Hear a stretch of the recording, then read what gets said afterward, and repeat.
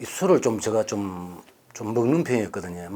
마시는 편이었는데 좀 운동도 좀 과하게 하고 이러다 보니까 어느 순간 밤에 이렇게 자려고 하는데 이 엄지발가락 좀 그쪽에서 막 콕콕 찌르는 그런 이제 통증이 오더라고. 이게 이제 통풍이 바람만 스치도 아프다거든요. 그래서 이제 괜찮겠지 했더니한 이틀 정도 계속 더 아프더라고요. 바늘로 찌르는 것보다 더 아픕니다. 울고 싶을 정도로 말로 표현을 못할 정도로 되게 아픕니다. 예. 잠은 못 잘 정도니까.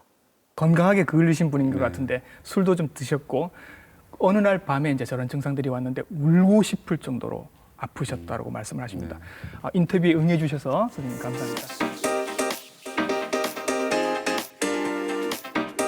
통풍은 일단 어떤 질환이다라고 일단 정의를 좀 해주시죠. 예, 그 통풍은 우리 몸에 정상적으로 존재하는 요산이란 물질이 있는데 요산 있죠. 예, 그 요산이란 물질이 농도가 증가하게 되면 네. 결정체를 이룹니다. 결정을 이룬다. 예, 하얀 설탕 가루처럼 요산 결정체가 생기게 되면 그 요산 결정체가 관절 안에 들어가서 염증을 일으키고 네. 극심한 통증을 일으키는 질환을 통풍이라고 예. 정의하고 있습니다. 예, 저게 특징인 거죠, 선생님. 증상 울고 싶을 정도로 아픈 거. 그렇죠. 예. 자, 통풍의 발병은 급성 통풍 발작이 생기면서 네. 보통은 알게 됩니다. 예. 통풍은 관절이 급격하게 심하게 부어오르면서 네. 또 발적이 동반이 되면서 예. 엄청난 통증이 유발이 됩니다. 예.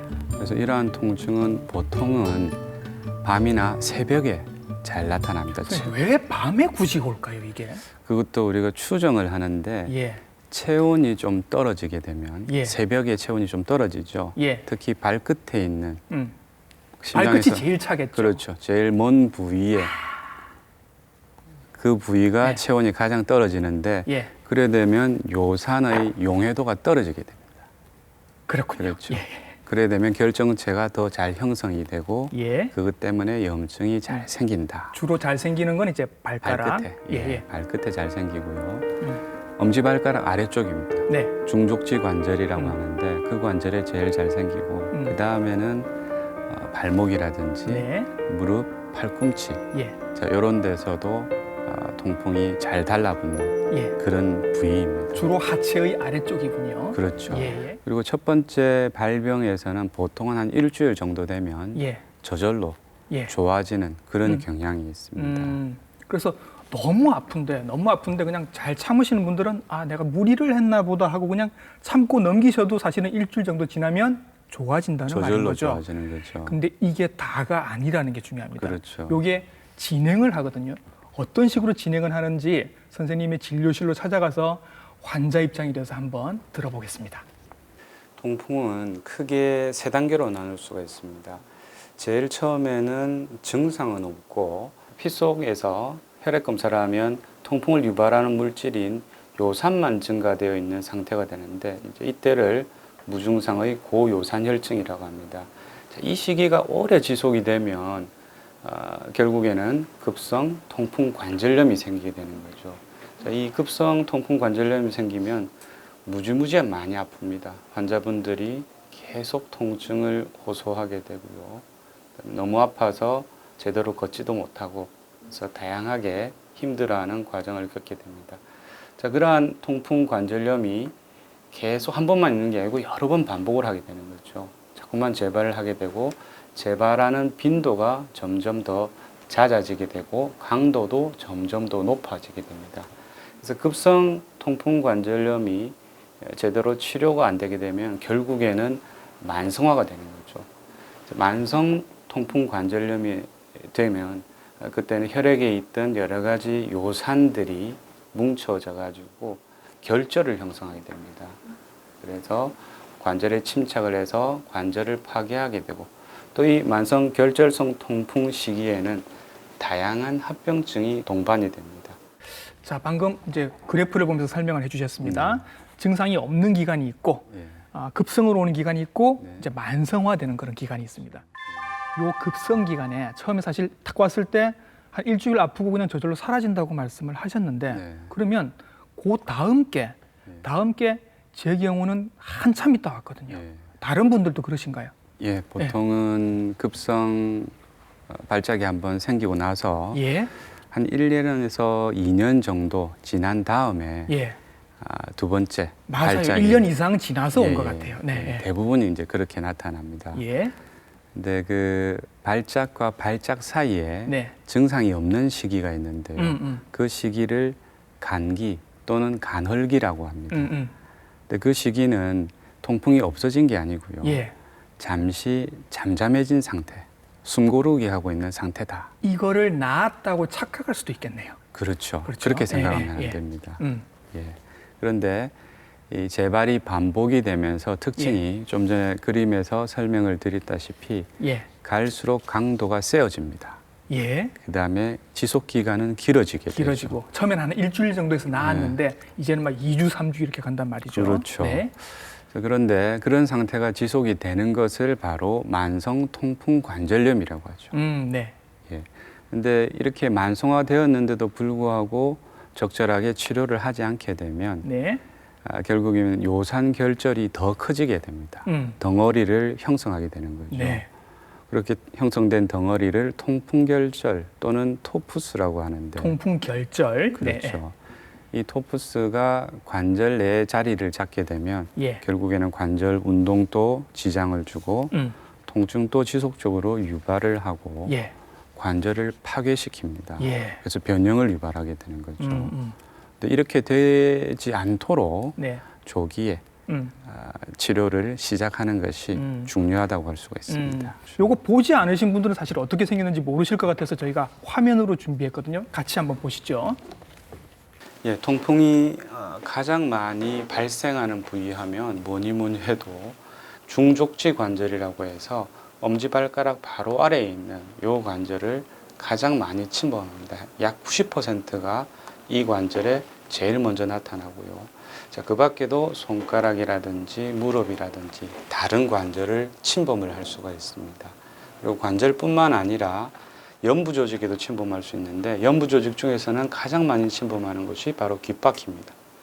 이렇게 농포처럼 고름 주머니가 찬 것처럼 통풍결절이 귓바퀴에도 잘 침범한다. 중요한 것은 첫 번째 중족지 관절, 엄지발가락 아래쪽을 가장 많이 침범한다, 가장 먼저 침범한다라고 기억하시면 되겠습니다.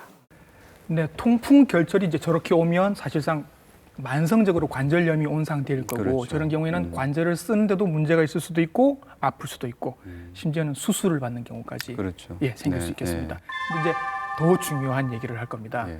관절염이 만성으로 오는 것 말고 다른 합병증도 생긴다면서요. 그렇죠. 그래서 통풍은 주로 관절을 침범하는 질환은 맞습니다. 그런데 관절을 넘어서 네. 전신에 있는 여러 장기에 영향을 줄 수가 있습니다. 그래서 오늘 내과 선생님을 모신 거죠. 네, 네. 가장 잘 가는 동네가 바로 콩팥이죠. 콩팥입니다. 예. 예.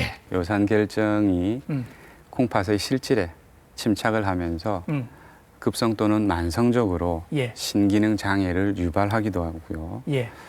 또 한편으로는 신장 결석이나 요로 결석과 같은 여러 가지 문제점들을 네. 또 유발할 수가 있습니다. 예.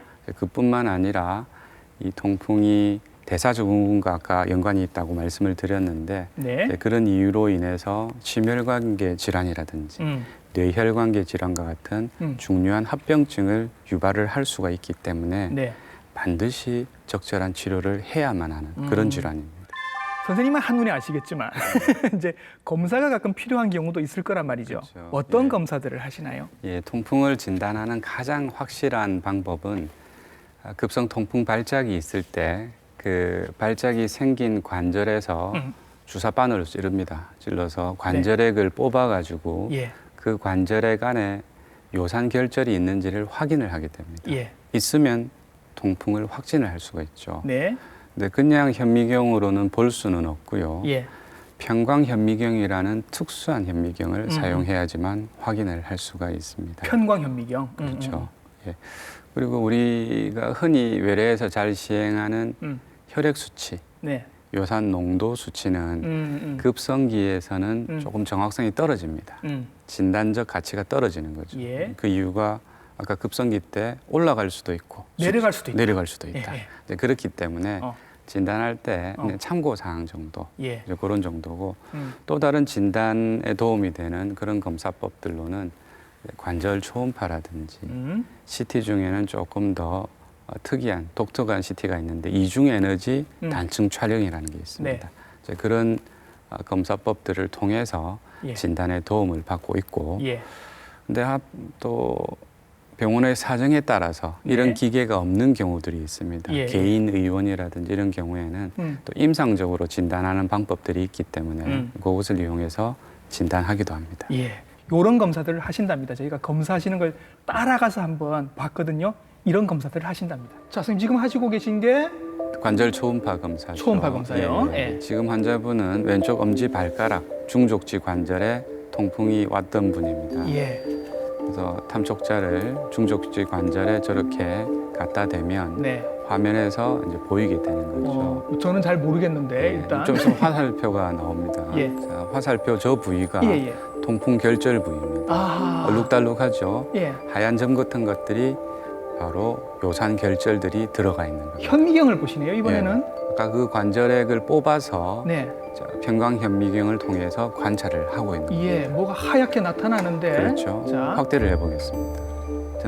지금 저 화면 중에 반짝반짝하는 것 중에 바늘처럼 보이는 게 있습니다. 유리 파편이 흩어져 있는 것처럼. 예. 네. 바늘을 흩어놓은 것처럼. 예, 예. 자, 저 소견이 예.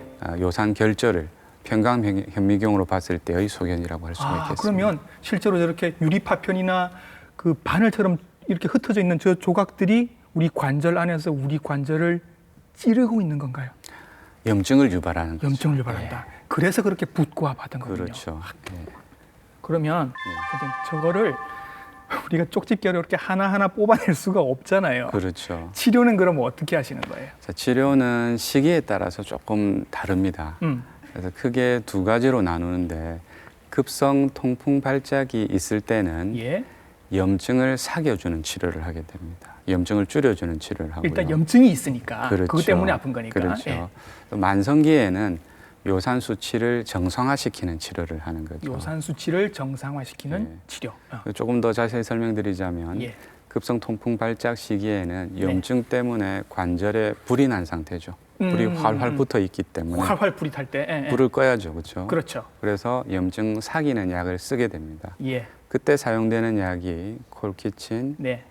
그다음에 비스테로이드성 진통소염제, 진통소염제, 그루코콜티코이드, 예, 뭐 스테로이드 이런 약, 같은 것도 좀 쓰시고. 그렇죠. 네. 네. 그런 약제를 현재 사용을 하고 있고, 네. 그래서 그런 치료를 해서 염증이 줄어들었다, 예. 좋아졌다. 그럼 그 다음에는 만성기 치료를 해야 되는데 네. 그때는 요산 수치를 낮추는 치료를 하는 거죠. 예. 대표적인 약제가 요산의 배설을 촉진시키는 벤즈브로마론, 그다음에 요산의 생성을 억제하는 알로퓨리놀과 페북소스타트라는 그런 약제를 현재 많이 사용을 하고 있습니다. 자, 이제 약은 뭐 오래 드셔야 할 것 같은데 치맥 위험하다는 말씀 저희가 드렸었고 그렇죠. 이제 음식 조절을 말씀을 분명히 하실 것 같아서 한번 귀담아 드리려고 합니다. 예, 어떤 음식들 선생님 조심할까요?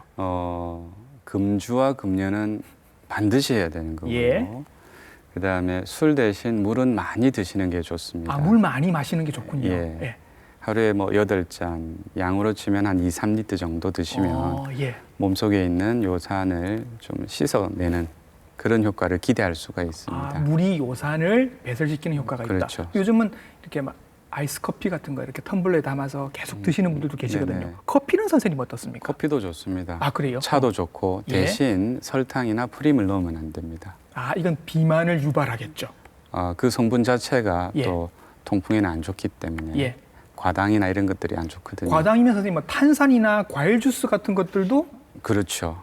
보통 그 음료수에 들어있는 예. 고밀도 과당 이런 것들이 매우 안 좋은 것으로 되어 있습니다. 그래요. 그러면 통풍에 좋은 음료수라고 하면 물, 커피 요 정도 되겠군요. 차나 차, 이런, 그 정도만. 예. 그리고 근데 커피나 차를 몇 리터 마실 수는 없으니까 물을 많이 마시는 게 좋겠죠. 그렇죠. 예. 또 다른 음식들은 어떻습니까? 피해야 되는 음식이 있습니다. 예. 안 드시는 게 가장 좋은 음식이 바로 내장류입니다. 곱창, 예. 육고기의 내장류, 그러니까 곱창 좋아하시는 분들 많으실 네. 텐데, 뭐 간이나 예, 췌장, 콩팥 이런 것도 안 좋죠. 예, 예, 그런 게 안 좋고 또 잠시 좀 전에 말씀드렸지만은 과당이 많이 함유된 식품들, 예, 음료수라든지 과자라든지 예. 이런 것도 통풍에 있어서는 매우 안 좋은 음식으로 요건 뒤에 분류되죠. 첨가물 보시면 표 보시면 과당이 얼마가 들어가 있는지 나오니까 한번 그렇죠. 체크를 해보시면 예, 좋겠습니다. 그런 것들이 제일 안 좋고요. 예, 그 다음에 조심해야 될 음식, 예. 제한을 해야 될 음식으로는 육고기가 대표적이죠. 육고기, 육고기. 그 다음에 등푸른 생선, 등푸른 생선. 조개류도 안 좋아요. 아 그래요? 예, 해산물은 다 괜찮을 줄 알았는데 그것도 아니군요. 네, 그것도 절대로 먹으면 안 되고 이런 건 아니지만은 예. 제한을 해주는 게 네. 바람직하다. 점점 먹을 수 있는 게 사라지고 있습니다. 네. 자, 예. 단백질은 어디서 섭취하느냐? 네, 유제품을 통해서 섭취하는 것이 가장 바람직하다. 유제품, 예, 우유, 우유, 치즈, 요구르트, 요거트. 예, 이런 것들이 거기에 있는 단백질은 오히려 통풍에 도움을 주는 아 단백질. 그래요? 예. 예, 그래서 그런 음식들은 음. 많이 추천을 하고 있죠. 네.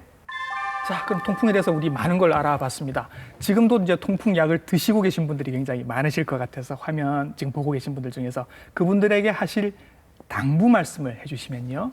제가 마지막으로 당부드리고 싶은, 강조하고 싶은 내용은 통풍은 관절만 침범하는 질환이 아니다라는 거죠. 그래서 전신 조절을 제대로 안 하게 되면 전신에 있는 여러 장기에 영향을 주게 되고 여러 가지 합병증을 유발할 수가 있기 때문에 절대로 방치하지 마시고 의심되는 증상이 있으시면 가까운 병의원을 방문하셔서 정확하게 진단받고 또 적절하게 치료를 하시는 것이 매우 중요하다라고 할 수가 있겠습니다. 통풍에 대해서 몰랐던 진실들 쉽게 알려주신 류마티스 내과 전문의 김근태 선생님 수고 오늘 굉장히 많으셨고 좋은 말씀 감사합니다. 감사합니다. 네.